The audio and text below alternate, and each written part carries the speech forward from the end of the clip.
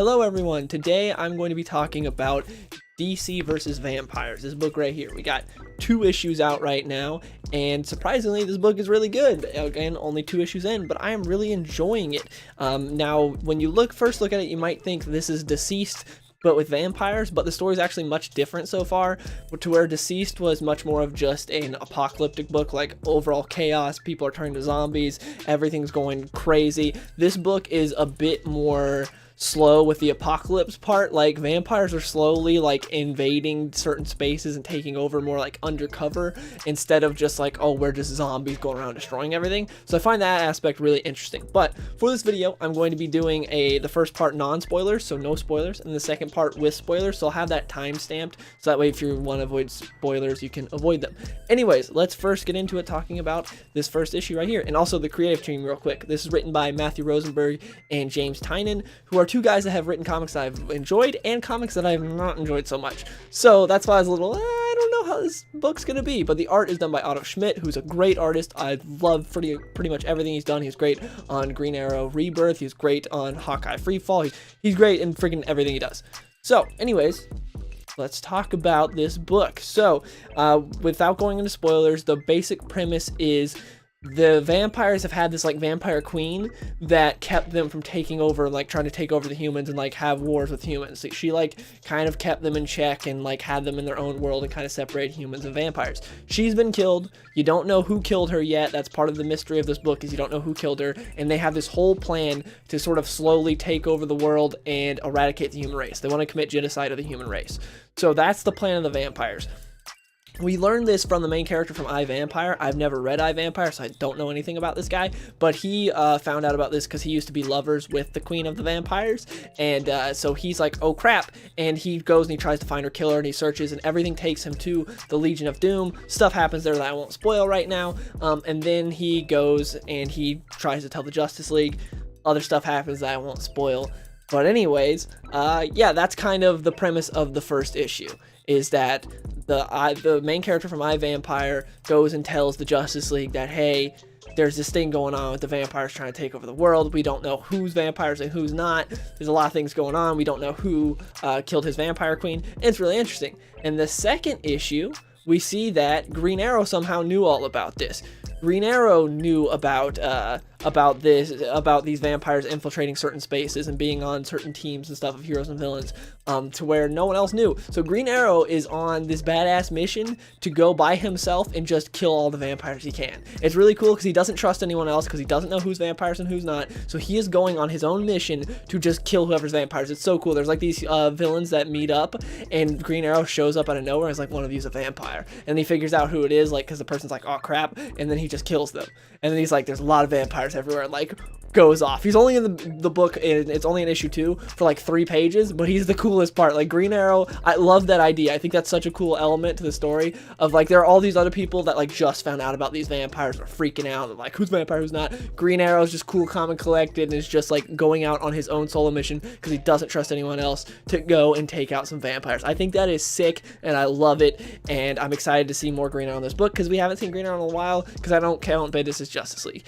And yeah, that's basically it for no spoilers. I would say this is definitely worth checking out. There's a cool mystery element to it. There's a lot of good stuff in it that I can't talk about, but it's really good, and check it out. So that's it for the non-spoiler portion. So if you're worried about spoilers, there you go. Read the issues, then come back here and listen to this part. So let's talk about the spoiler aspect of it. So spoiler aspect is, again, spoiler warning, spoiler alert, blah, blah, blah. There you go. So when I, Vampire gets to the Legion of Doom, everyone's dead except for Lex Luthor.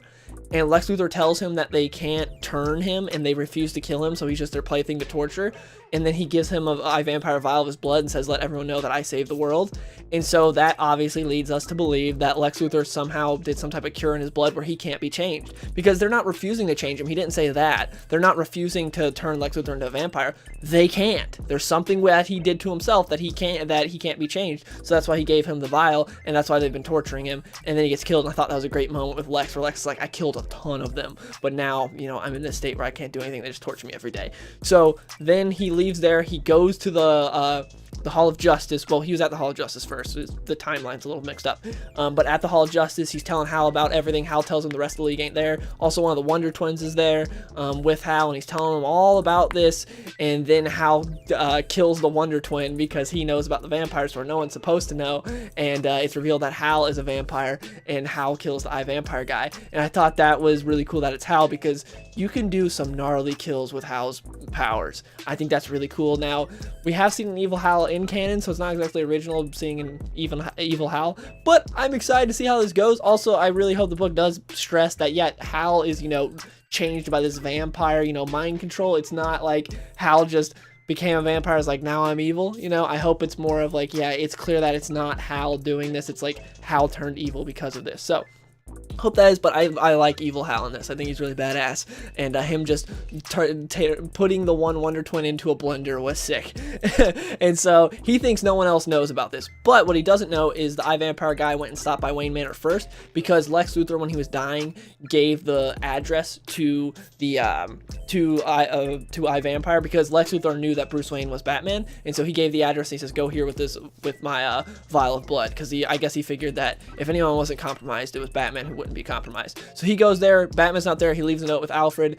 Alfred then gives a note to Batman. Batman then calls the Bat family over and does the most Batman thing ever. He calls them over, lets them know about the vampire thing, has Alfred make them all a drink.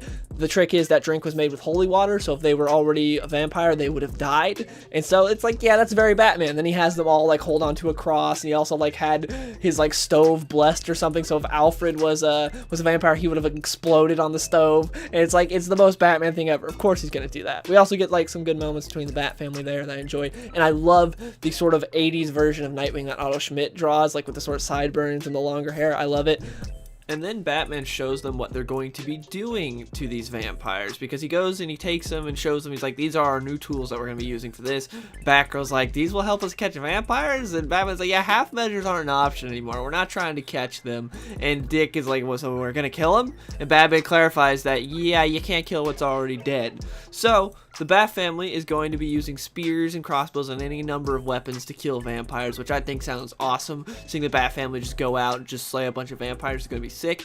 But I do hope we get a moment of someone in the Bat family kind of struggling with that, because if you've never killed before and then suddenly you're just killing, it's going to be hard. Nevertheless, you're going to be killing friends. Like, they're going to be killing people that they know, so that makes it even harder. Just killing a random person's hard when you never killed someone. Nevertheless, killing one of your friends, like, that's gonna be rough. Obviously, I don't think Damian or Jason would have much of a problem, or Bruce, but I think Dick, Babs, or Tim, I would like to see one of those three characters like have a moment where they're kind of struggling with this whole, I am killing my friends, this is rough. I would like to see that in one of the issues down the line. I think that could be an interesting element to one of the issues. And then, of course, we have the big thing that happens at the end of issue 2, which is Hal killing Barry at the end there, where he's talking to Barry, and he has this conversation where he's like, I wish you could join me in this, Barry, but my lord says you can't. So, like, whoever this new Lord of the Vampires is, tells him that if Barry got turned, his hunger would be so insatiable that he would kill everyone. He would drain everyone of their blood, because no one could stop Barry. He's too fast, and his hunger would be too much and all-consuming, and it would just be over. And obviously, they want to eradicate the human race, but they still want to have something to rule, you know. So Barry would just like take out everyone. Like, he wouldn't have his big army of vampires if Barry was that. So I thought that was interesting and kind of a cool but sad moment, because, you know, Hal and Barry are best friends, and seeing that go down like that was cool for one, because it's evil Hal, but sad because it's like, oh man, poor Barry. But man, the way he just kills him there was like, damn, the Hal is not something to be messed with. Also, it's, you know, I'm assuming when Rosenberg and Tynion were thinking of this, they're like, who should we have be the vampire? They're like, well, it has to be someone that can go out in sunlight. Well, Hal can protect himself from sunlight, so there you go. Like, he's always got his ring, boom, because you couldn't do someone else, like, it wouldn't work well. I'm interested to see what they do with Superman.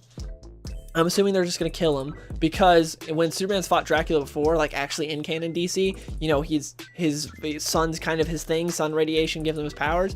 So when vampires bit him, they would just explode because, you know, the sun. So I wonder if they're gonna do that again. If they're gonna have that happen, then they're just gonna have some like Justice League or someone that was turned into a vampire just kill him instead of, you know, trying to turn him. I'm assuming that's what we'll get, and I'm assuming that'll be a different part compared to Deceased, where, spoilers, but it's been out for a while. In Deceased, Superman gets turned into a zombie. I'm assuming we'll get something like that, where instead of getting turned, he'll just get killed. But so far, I'm really enjoying this, and it's not just Deceased with vampires. Like, it's actually good. It's actually really good. I like Deceased, but I thought when this was announced, I'm like, it's just gonna be a worse Deceased, but with vampires. I was not expecting much, but it's actually really good, and it's different because it's not a full-on apocalypse. It's them slowly creeping in, trying to get their plans worked, and it's gonna be interesting to see who Batman trusts, who he goes to. Green Arrow's on his solo mission. Like, we know the Bat family's gonna be doing their thing, and we got Green Arrow on his solo mission, and I think that's really cool, and I'm excited to see more Green Arrow. But yeah, 2 issues in, it's really good. It could suck when it gets like 5-6 issues in. So if you read it, it sucks. Don't blame me. 2 issues in, it's good. And it's worth it for Otto Schmidt's art alone. It's so clean and nice looking. But yeah, if you're reading it, let me know in the comments below. What do you think of DC versus Vampires? And I hope you guys enjoyed the video. And I'll see you guys later. Hey, skinny boy, saucy boy, I be running to the bank. Yeah, you know I hit the gas in the whip full tank. Riding past the ocean while I'm listening to Frank.